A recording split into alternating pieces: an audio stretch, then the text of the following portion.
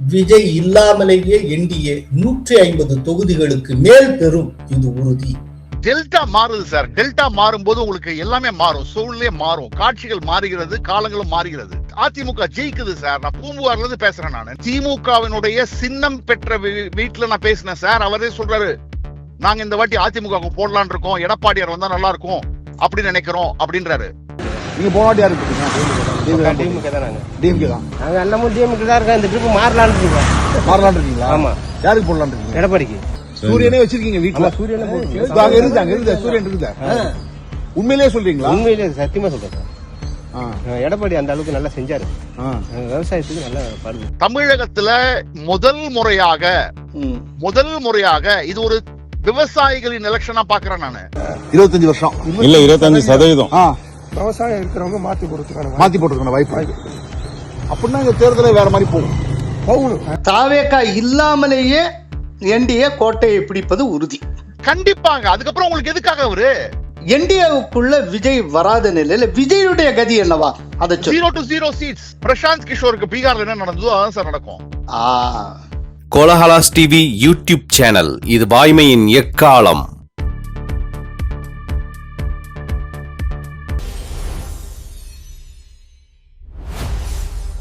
விஜய்க்கு நோ என்று அமித்ஷா கூறிவிட்டாராமே. வணக்கம் நண்பர்களே.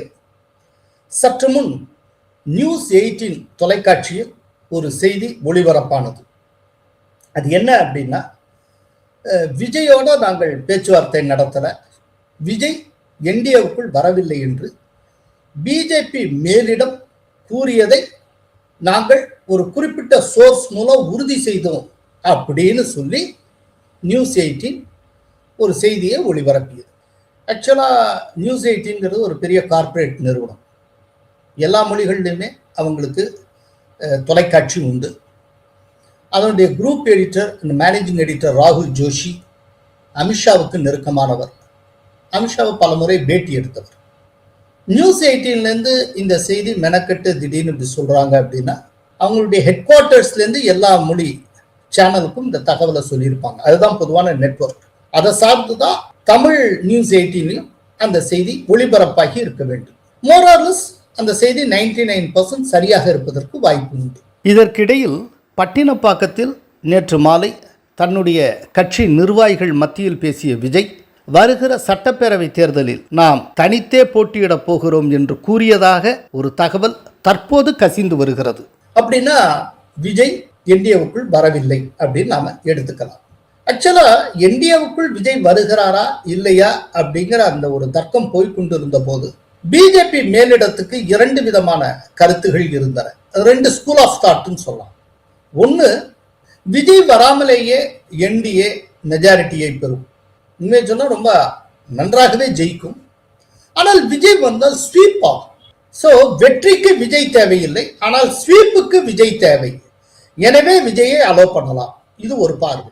இன்னொரு பார்வை என்ன அப்படின்னு கேட்டால், விஜய பிஜேபியும் இருக்கிற என்டிஏவுக்குள் அனுமதித்து விட்டால் விஜயை நோக்கி வரக்கூடிய சிறுபான்மையினர் வாக்குகள் மீண்டும் டிஎம்கேயை நோக்கி திரும்பிவிடும். அதனால விஜய் என்டிஏவுக்குள் வராமல் வெளியே இருப்பதுதான் என்டிஏவுக்கு நல்லது அப்படிங்கிற ஒரு பார்வை இருந்தது. இந்த ஒரு 2 ஸ்கூல் ஆஃப் தாட் ஓடிக்கொண்டே இருந்தது. ஒரு முடிவெடுக்க முடியாத ஒரு சிக்கல். எதை ப்ரிஃபர் பண்ணலாம் அப்படி. ஆனால் இப்போ அண்மையில வரக்கூடிய கருத்து கணிப்புகள் இது எல்லாம் ஒரு விஷயத்தை நாங்க தொடர்ந்து சொல்லிட்டு இருக்கோம். மற்ற கருத்து கணிப்புகள், டெல்லி பேஸ்டு ஆர்கனைசேஷன்ஸ் கண்டக்ட் பண்ணக்கூடிய கருத்து கணிப்பு எல்லாத்தையும் ஒரு விஷயம் தெளிவாகி வருகிறது. எல்லோராலும் மிகைப்படுத்தப்படுகிற அளவுக்கு விஜய் மிகப்பெரிய அரசியல்வாதி அல்ல, ஒரு மிகப்பெரிய மாற்றத்தை கொண்டு வர போவதும் இல்லை. அவர் ஜெயிக்கக்கூடிய தடியா விட்டாலே அவர் ஜெயிக்கக்கூடிய தொகுதிகள் சிங்கிள் டிஜிட்ல தான் இருக்கும், டபுள் டிஜிட்டுக்கே வராது. விஜய் தேரவே மாட்டார் அப்படிங்கிறத உறுதி செய்யக்கூடியதாக கருத்து கணிப்புகள் வருகின்றன. ஸோ கிரவுண்ட் ரியாலிட்டி கம்ப்ளீட்டா வேறு விதமாக இருக்கிறது. இப்போ இந்த கிரவுண்ட் ரியாலிட்டியை வச்சு பிஜேபி மேலிடம் இன்னொரு விதமாக யோசிக்க தொடங்கியது. அது என்ன அப்படின்னா, என்டிஏவுக்குள் விஜய் வந்தால் என்டிஏ ஸ்வீப் ஆகும், அந்த சந்தேகம் இல்லை. அப்படி ஸ்வீப் ஆறப்போ விஜய் எத்தனை தொகுதிகளில் நிற்கிறாரோ அத்தனை தொகுதிகளிலும் அவர் ஜெயிப்பார். அதுவும் வாய்ப்பு உண்டு தானே. அப்படிங்கிறப்போ அவர் முதல் தேர்தலிலேயே 99% பிரதான எதிர்கட்சி தலைவராக சட்டப்பேரவையில் அமர்வார். இப்போ அதே நேரத்தில் விஜய என்டிஏவுக்குள் அண்ட விடாமல் செய்து விட்டார். ஏன்னா ஏற்கனவே காங்கிரஸும் கைவிட்டு விட்டது, இப்போ என்டிஏவும் கைவிட்டாச்சு அப்படின்னா விஜய் கதி என்ன? அம்போன் ஆயும். அப்போ முதல் தேர்தலையே அவர் காணாமல் போய்விடுவார். விஜய் டிஎம்கே எந்த அளவுக்கு ஆபத்தோ அந்த அளவுக்கு ஆபத்தானவர். டிஎம்கே கிறிஸ்தவ மிஷினரிகளுக்கு நெருக்கமான சக்தினா விஜய் கிறிஸ்தவ மிஷினரிகளின் உருவாக்கம் என்கிற பார்வையும் இருக்கிறது. அப்படிங்கிறப்போ அவரை பிரமாதமா ஜெயிக்க வச்சு விஜய ஒரு பெரிய அரசியல் சக்தியா கொண்டு வருவதை காட்டுவோம். அவரை நம்மளும் கைவிட்டுருவோம். காங்கிரஸ் கைவிட்டது போல நாமும் கைவிடுவோம். சோ ஒரு ஆபத்தான அரசியல் சக்தி இந்த தேர்தலோடைய முடிவுக்கு வந்துடும். அவரையே வளர்க்கணும். ஒரு ஸ்வீப்புக்காக ஆசைப்பட்டு எதிர்காலத்துக்கு தீமை தரக்கூடிய ஒரு காரியத்தை நாம் செய்துவிடக் கூடாது. எனவே விஜயை நாமும் கைவிடலாம் அப்படிங்கிற ஒரு ஒரு ஒரு ஆர்குமெண்ட் கடந்த ஒரு 3 நாட்களாக பிஜேபி மேலிடத்தில் போய்கொண்டிருந்தது. இது பற்றின ஒரு தீவிர டிஸ்கஷன் போய்கிட்டு இருந்தது. அது எனக்கு நல்லாவே தெரியும். ஏன்னா இந்த பாயிண்ட்டை முன் வச்சு என்கிட்ட ஒரு முக்கிய தலைவர் தொலைபேசியில் பேசியிருக்காரு. அப்பத்தான் நான் புரிஞ்சுட்டேன். ஸோ இப்படி ஒரு பாயிண்ட் ஆஃப் வியூவும் அவங்கள்ட்ட இருக்கு. அது எனக்கு அந்த மாதிரி அந்த தலைவர் கேட்டப்போ எனக்கு ரொம்ப ஆச்சரியமா இருந்தது. டெல்லியில எத்தனை ஆஸ்பெக்ட்ல எவ்வளவு விதவிதமா யோசிக்கிறாங்க, எப்படி பிரிச்சு மேயறாங்க அப்படின்னு நான் ரொம்ப வியப்படைந்தேன். அப்படின்னா இப்ப என்டிஏ முடிவுக்கு வந்திருக்கிறது. மெஜாரிட்டி கிடைக்குதா? அந்த மெஜாரிட்டிக்கு மேலையும் சிறப்பான முறையில் வெற்றி பெறுகிறோமா? ரைட். அந்த வெற்றியை இன்னமும் ஆழப்படுத்தவும் அகலப்படுத்தவும் என்னென்ன உண்டோ அதை பார்ப்போம். ஆனால் ஒரு ஸ்வீப்புக்கு ஆசைப்பட்டு விஜய்ங்கிற ஒரு மோசமான அரசியல் சக்தியை தொடர்ந்து நாம் வளர்த்து விடக்கூடாது. இந்த தேர்தலோடு முடியக்கூடிய ஒரு அரசியல் சக்தியை காலாகாலத்துக்குமான ஒரு அரசியல் சக்தியாக வளர்த்து விடக்கூடாது அப்படின்னு பிஜேபி முடிவுக்கு வந்திருக்கிறது. அது அந்த தலைவர் பேசுறப்போ என்கிட்ட பேசுறப்போ ஒரு விஷயத்தை அவர் சுட்டி காட்டினார். அதுதான் எனக்கு ரொம்ப ஆச்சரியமா இருந்தது. பிஜேபி மேலிடம்ங்கிறது சாதாரணம் இல்லை. அவங்க எப்படியெல்லாம் யோசிக்கிறாங்க அப்படின்னு. அவர் என்ன சொன்னார்னா, சார் இன்னைக்கு அவரை நம்ம என்டிஏக்குள்ள கொண்டு வரோம், அதனால என்டிஏ ஸ்வீப் ஆகுது, எல்லாம் மகிழ்ச்சி தான்.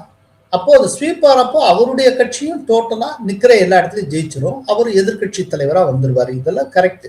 ஆனால் அடுத்த எலெக்ஷன்ல இவர் நான் இந்த அளவுக்கு ஜெயிச்சிருக்கேன், இவ்வளவு வாக்குகளை பெற்றிருக்கேன் அப்படிங்கிறத காட்டி தன்னுடைய தலைமையில ஒரு கூட்டணி அமைத்து, அந்த கூட்டணியில விஜயோட காங்கிரஸ், அப்புறம் விடுதலை சிறுத்தைகள், சிபிஐ, சிபிஎம் எல்லாம் சேர்ந்து விஜய் தலைமையில அப்படி ஒரு மெகா கூட்டணி அமைச்சார். அப்ப என்ன ஆகும்?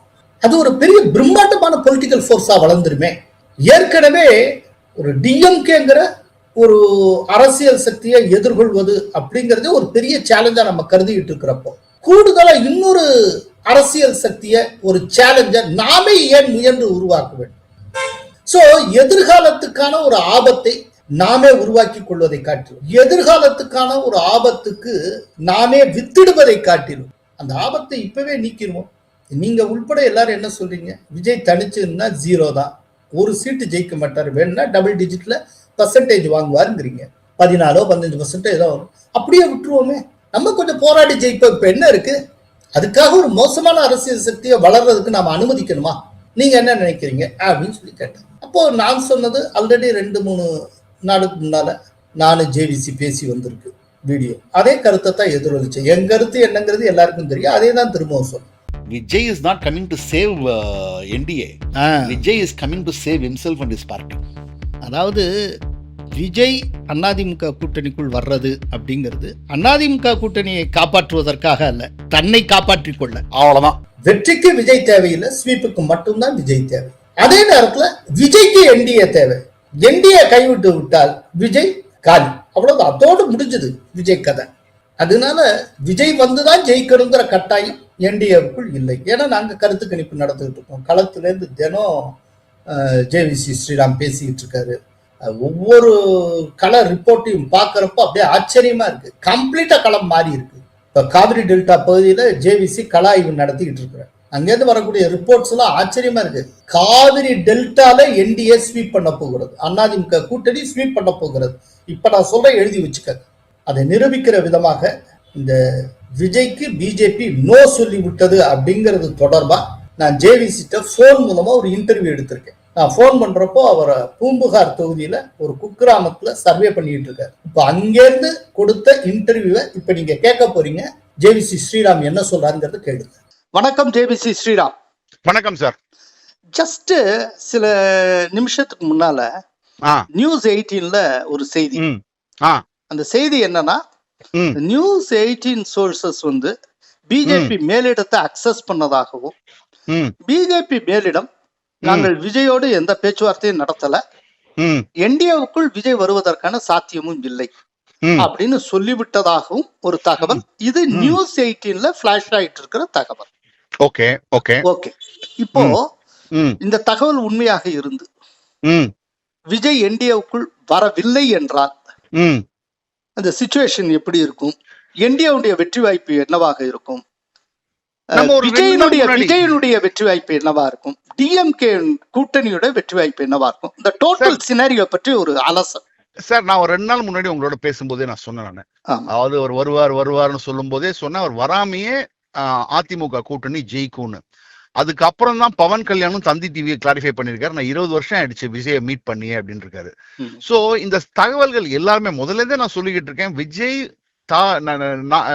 தேசிய ஜனநாயக கூட்டணிக்கு வர வேண்டிய அவசியமும் இல்ல, தேவையும் இல்ல, வர வேண்டாம்னு சொல்லிட்டு இருக்கேன்.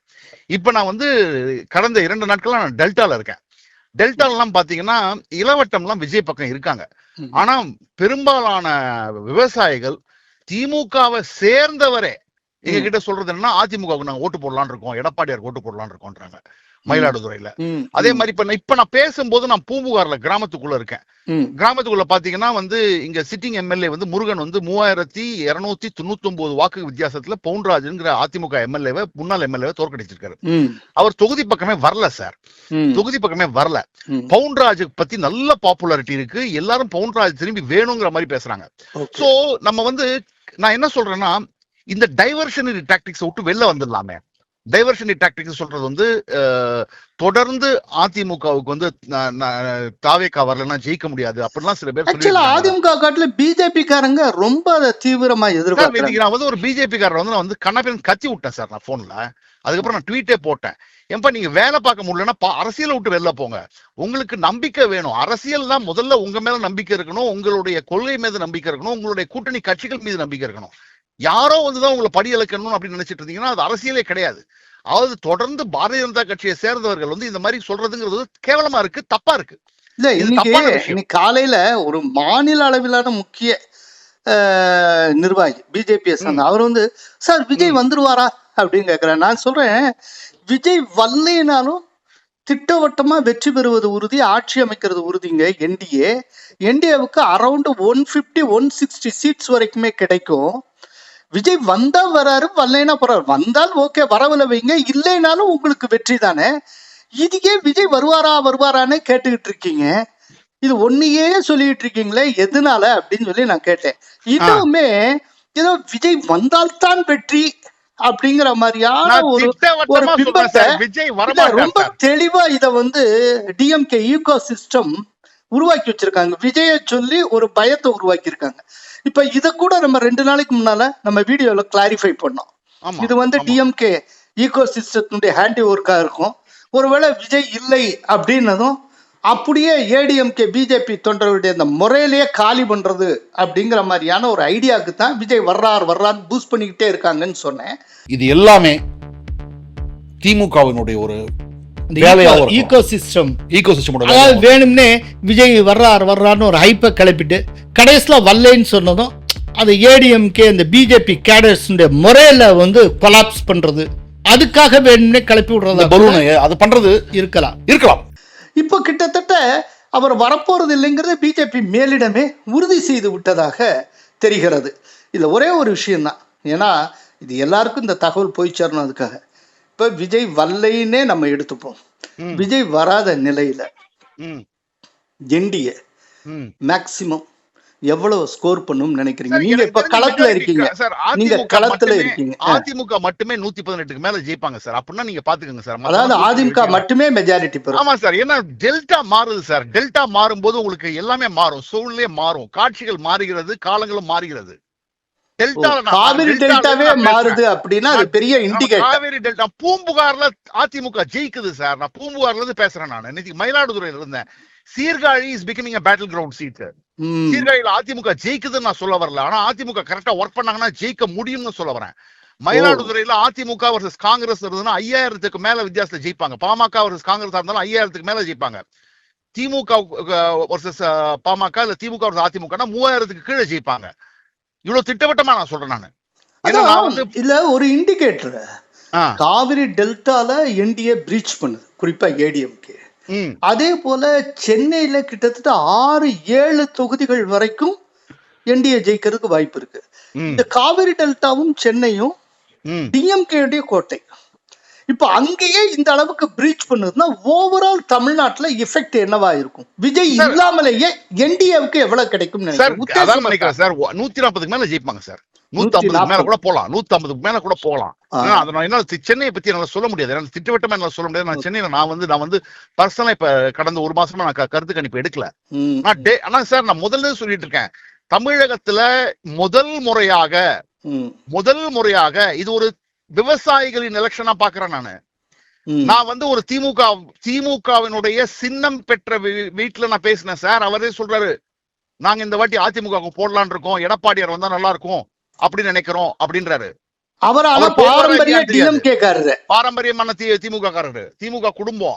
அவரே மாத்தி இந்த தடவை ரெட்டைலைக்கு போட போறீங்க. ஆமா, 4 பேர் அவங்க குடும்பத்துல இருக்கிறவங்க வச்சு பேசினேன். நான் வீடியோவும் எடுத்திருக்கேன் நானு. ஆமா, நீங்க அந்த வீடியோவை எனக்கு தனிப்பட்ட முறையில பகிர்ந்தீங்க, நான் பார்த்தேன். அது வந்து கொண்டல்ங்கிற ஒரு ஊர்ல நீங்க எடுத்திருந்தீங்க, கொண்டன்கிற கிராமத்துல. அவர் வீட்டிலேயே உதயசூரியன் சின்னத்துல தான் அந்த கேட்லயே போட்டிருந்தாங்க. அப்படிப்பட்ட ஒரு வீடு.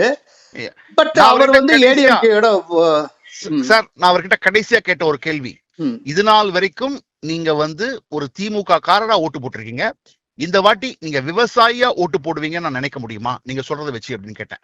ஆமா சார், இந்த வாட்டி நான் விவசாயியா போட போறேன். 25% விவசாயிகள் டெல்டா மாவட்டங்கள்ல திராவிட முன்னேற்ற கழகத்தை சேர்ந்தவர்களை இந்த வாட்டி அதிமுக போடுவாங்கன்னு சொன்னார் சார் அவர். நீங்க யாருக்கு ஓட்டு போடுறீங்க? நீங்க போன வாட்டி யாருக்கு போட்டீங்க? டிஎம்கே தான். நாங்க எல்லாமும் டிஎம்கே தான் இருக்கோம். இந்த ட்ரிப் மாறலான்னு இருக்கீங்களா? ஆமா. யாருக்கு போடலான்னு இருக்கீங்க? எடப்பாடிக்கா? அப்படியா? எடப்பாடி விவசாயத்துக்கு நல்லா செஞ்சாருங்க. விவசாயத்துக்கு நல்லா செஞ்சாரு. இப்ப வர கொடுப்பு இப்ப வந்து இன்சூரன்ஸ் தள்ளி விட்டுட்டு இருக்காரு. இப்ப ஸ்டாலின் இப்ப தள்ளுறாரு. 5 வருஷமா ஒண்ணுத்தையும் காணும். அவரு வருஷமா நம்மளுக்கு இன்சூரன்ஸ் எல்லாம் விவசாயத்துக்கு நல்லா செஞ்சாரு. நீங்க திமுக போட்டவரை இப்ப யோசிக்கிறீங்க? ஆமா, யோசிக்கிறோம். ஆமா, சூரியனே வச்சிருக்கீங்க வீட்டுல? சூரியனே சூரியன் இருக்குதா? உண்மையிலேயே சொல்றீங்களா? உண்மையிலேயே சத்தியமா சொல்றேன் சார். எடப்பாடி அந்த அளவுக்கு நல்லா செஞ்சாரு. விவசாயத்துக்கு நல்லா பாடுபட்டாரு. விவசாயத்துக்கு இந்த வாட்டி எடப்பாடிக்கு போடலான்ட்டு நீங்களும் அப்படிதானே? வீட்டுல முடிவு பண்ணுவாங்க, அவங்க வீட்டுல முடிவு பண்ணுவாங்க. பரம திமுகன்றாருல அவரு. பரம திமுக தானங்க. சரியில்லை, நம்மளுக்கு ஒன்னும் விவசாயத்துக்கு ஒன்னும் செய்ய மாட்டாங்க. விவசாயத்துக்கு செய்யல. 2017 இருந்து எடப்பாடி அந்த டைம்ல என்ன சொல்றாரு அவரு? திமுக என்ன சொல்றாரு? எங்களுக்கு அவர் நான் போட்டிருக்கிறேன், இந்த வாட்டி என்ன மாத்தி போடலான், நான் நல்லது பண்ணாருன்றாரு. அவர் நல்லதுதான் செஞ்சாரு. இன்னும் மக்களுக்கு வீட்டுக்கு 1000 ரூபாய் கொடுத்து கடைசியில சூரியன் வீட்டுல இருக்கிறது பூத்துக்கு போனீங்கன்னா நீங்க மாறி எல்லாம் போட மாட்டீங்க. இந்த வாட்டி சொல்றாங்க விவசாயம் வந்து அதிமுக வந்தா நல்லா இருக்குங்கிற மாதிரி தான். அதிமுக வந்தா நல்லா இருக்கும் மாதிரி தான் சொல்றாங்க. ஆனா எங்களுக்கு அது ஆச்சரியமா இருக்கிறது என்னன்னா, டெல்டா வந்து கோட்டையா இருந்தது. 77 திமுக ஜெயிக்கிறதுல உண்மைதாங்க. மக்கள் விவசாயிக்கு அவங்க ஒன்னும் செய்யலீங்க. விவசாயிக்கு செய்யல. அதாவது பவுடர் பூசிக்கிட்டு மேக்கப் பண்ணிட்டு போற மாதிரி தான் செய்யறாங்களே தவிர உடல் ஊரமா நல்லா இருக்கணுங்கிற மாதிரி எதுவும் செய்யல. வெளி தோற்றம் நல்லா இருக்கு, அவ்வளவுதான் உங்களுக்கு. பட் இப்ப பரம்பரை திமுக காரங்களே வந்து இந்த மாதிரி பேசுறீங்கன்னா அந்த அளவுக்கு பாதிக்கப்பட்டிருக்கீங்க நீங்க. பங்காளிங்க நாங்கதான் தீவிர விசுவாசிங்க. ஏன்னா நீங்க பாட்டாளி மக்கள் கட்சி இருந்தப்பயே நீங்க வந்து சூரியன் இருந்தீங்க. அப்ப கூட இப்ப வந்து உங்களுடைய தனிப்பட்ட பாதிப்பு நல்லா சொல்றீங்க. இதெல்லாம் ஆளு பற்றாக்குறை. வேலைக்கு வர மாட்டேங்கிறாங்க. ஆளு பற்றாக்குறை, வேலைக்கு ஆளு கிடையாது. 5000 கொடுத்து அனுப்பி விட்டாரு. அதெல்லாம் நல்ல விஷயம் தாங்க, அதெல்லாம் குறை சொல்ல முடியாது. விவசாயிகளுக்கு நல்லது செய்யல. இந்த நான் 4 வருஷமா செய்யாத இப்ப 5000 கொடுத்தாரு. ஆரம்பத்துல கொடுத்துக்கணும்ல. மக்களுக்கு சீரியஸா யோசிப்பாங்களா? திமுக காரங்களே யோசிப்பாங்களா? மாத்தி போடலாம்னு யோசிப்பாங்களா? நீங்க யோசிப்பாங்களா? அவர் தானே சொன்னார் முதல்ல திமுக தான் இந்த வாட்டி நம்ம யோசிக்கிறேன். இல்ல இவரு யோசிச்சிருக்காரு இந்த மாதிரி இவங்கள சூரியனே இருக்குங்க வீட்டுல, அவங்களே யோசிக்கிறேன். என்ன சார் 25 வருஷம் இல்ல 25%. விவசாயம் இருக்கிறவங்க மாத்தி போடுறதுக்கான வாய்ப்பு இருக்கு. அப்படின்னா இந்த தேர்தலே வேற மாதிரி போகணும். கருத்து கணிப்பு அதிமுக தான் சொல்றது. கருத்து கணிப்புல அதிமுக தானே. அப்படிங்களா? நாங்கெல்லாம் சின்ன பிள்ளை இருந்து இந்த திமுகல தான் இருக்கிறோம். ஆமா, எதுக்காக எந்த கட்சிக்காரன் போய் நின்னது கிடையாது. புரியுதுங்களா? கூட்டம் வந்தா நாங்க போய் சேருவோம், குடி பிடிப்போம், தலைவர்கள் திருவிழாவில் போய் கண்டுப்போம், ஜனவரி 1 வருஷம் பார்த்துப்போம். எங்களுக்கு அவங்க தனிப்பட்ட முறையில் எதுவும் செய்யல, எல்லாருக்கும் உள்ளது எங்களுக்கு நடக்குது. அவ்வளவு இல்ல. அதான் திமுக காரனா ஓட்டு போட போறீங்களா இல்ல விவசாயியா போட போறீங்களா? பாத்தீங்கன்னா அங்க வந்து சூரியன் வீடு பாத்தீங்களா, உதய சூரியன் சின்னமே இருக்கு வீட்டுல. விவசாயியா போட போறாங்களாம். இந்த ஒரு முறை மாற்றி போடலாம்னு யோசிக்கிறீங்க. ஆட்சி மாற்றம் வந்தாலும் நல்லா இருக்கும்ன்றீங்க. இது நடக்குமா நடக்காதான்னு எனக்கு தெரியாது. இது லாஜிக்கல் கன்க்ளூஷன்ல போய் சேருமான்னு எனக்கு தெரியாது. ஆனா இதான் நம்ம கணிப்புப்படி காவிரி டெல்டாலேயே ஒரு மிகப்பெரிய ஒரு ஸ்வீப்பை என்டிஏ நிகழ்த்த இருக்கு. Yes yes. எனக்கு வந்து ஒரு சிலர் வந்து எடப்பாடியார் கிட்ட நெருங்கமா இருக்கிறவர் வந்து ஒரு 2-3 மாசத்துக்கு முன்னாடி உங்ககிட்டயும் எங்கிட்டயும் சொன்னாரு, காவிரி டெல்டால எடப்பாடியார் வந்தப்ப அவர் பின்னாடி எவ்வளவு பெரிய அவருக்காக வெயிட் பண்ணாங்க 11 மணி வரைக்கும் நைட். ஆமா ஆமா, அது ஒரு பெரிய நான் அன்றைக்கு அதை வந்து நம்பல. ஓகே, ஏதோ வந்து அரசியல் ரீதியா சொல்றாங்க அப்படின்னு தான் எடுத்துட்டேன். ஆனா இன்னைக்கு நான் பாக்குறது அவர் சொன்னது உண்மையா இருக்குன்னு நான் நம்புறேன். ஏன்னா நான் பாக்குறது அதுதான். நான் பாக்குறத வச்சுதான் சார் நம்மளால சொல்ல முடியும். நம்ம பாக்குறதையும் கேட்கறத வச்சுதான் சொல்ல முடியும். நம்ம பண்ற ஆய்வை வச்சுதான் நம்ம சொல்ல முடியும்.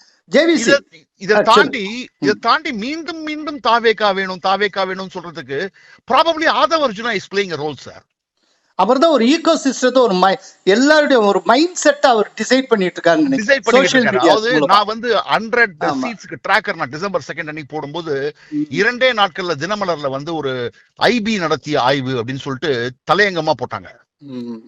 அதுக்கப்புறம் நான் வந்து டம்மி பீஸ். நீங்க அந்த 100 கான்ஸ்டிட்யூன்சிஸ் ட்ராக்கர்ல என்ன ரிசல்ட் கொடுத்திருந்தீங்க? அது சொன்னா நேயர்களுக்கு புரியும். 54 தொகுதிகள்ல அதிமுக ஜெயிக்கும், 27 தொகுதிகள்ல திமுக ஜெயிக்கும், 21 தொகுதியில வந்து தாவேகா முன்னிலை அன்னைக்கு சொன்னேன் நான். அது வந்து டிசம்பர் மாசம் சொன்னது. இன்னைக்கு அது மாறி இருக்கும். இன்னைக்கு கண்டிப்பா மாறி இருக்கும். இல்லையா, இப்போ ஆல் ஓவர் தமிழ்நாடு தாவேகாக்கு 6 to 10 தானே சீட்டுன்னு போலே சொல்லுது. இன்னைக்கு என்னோட ஒப்பீனியன் போல் நான் ரிலீஸ் பண்ணேன்னா தாவேகாக்கு 0 to 0 சீட்ஸ் தான் சார் கொடுப்பேன். 0 to 1 கூட நான் கொடுக்க மாட்டேன். Okay okay. ஆனா எதற்கு என்ன பாஜக நிர்வாகி பேசும்போது நான் கோச்சுக்கிட்டேன்.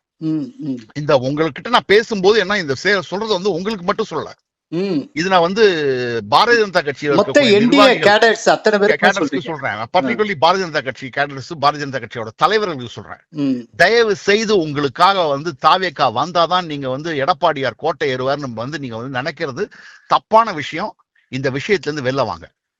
வெளியில தாவேகா இல்லாமலேயே என்டிஏ கோட்டையை பிடிப்பது உறுதி.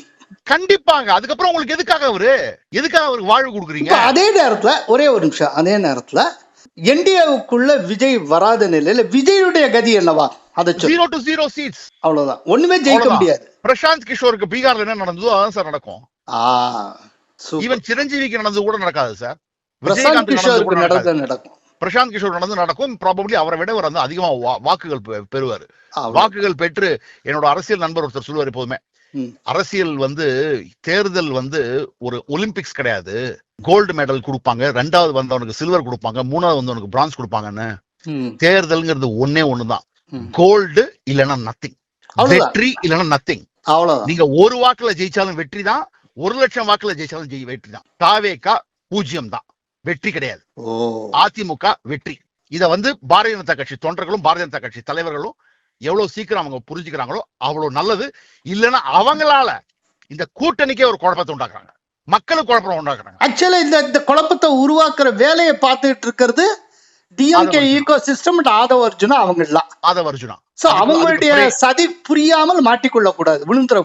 அதுக்கு இரையாகிறது பாரதிய ஜனதா கட்சியினுடைய சாதாரண தொண்டர்கள், 2ஆம் நிலை தலைவர்கள் இவர்கள். சோ மிக்க நன்றி ஜேவிசி. நன்றி சார், நன்றி. சோ நேயர்களே, நீங்கள் நான் சொன்னதையும் கேட்டிருக்கீங்க, ஜேவிசி ஸ்ரீராம் சொன்னதையும் கேட்டிருக்கீங்க. திரும்பவும் சொல்றேன், இது உங்களுக்கு ஏதோ ஒரு நம்பிக்கையை உருவாக்கணுங்கிறதுக்காக சொல்ல, உண்மையை சொல்றோம், களத்திலிருந்து சொல்றோம், டேட்டாஸோட சொல்றோம். விஜய் இல்லாமலேயே என்டிஏ 150 தொகுதிகளுக்கு மேல் பெறும், இது உறுதி. அதனால விஜய் விஜய் விஜய் வரணும், விஜய் வரணும் தயவு செய்து இயங்காதீங்க. இந்த விஜய் வர வேண்டும் அப்படின்னு நீங்க நினைக்கிற அந்த நினைப்பு, அந்த மனநிலை இருக்குல்ல, அந்த மனநிலை டிஎம்கே ஈகோ சிஸ்டத்தாலையும் ஆதவ் அர்ஜுனா அவர்கள் திட்டமிட்டு உருவாக்கி இருக்கிற ஈகோ சிஸ்டத்தினாலையும் உருவாக்கப்பட்டவை என்பதை மறந்து விடாது. நன்றி, வணக்கம். கோலஹலாஸ் டிவி யூடியூப் சேனல், இது வாய்மையின் எக்காலம்.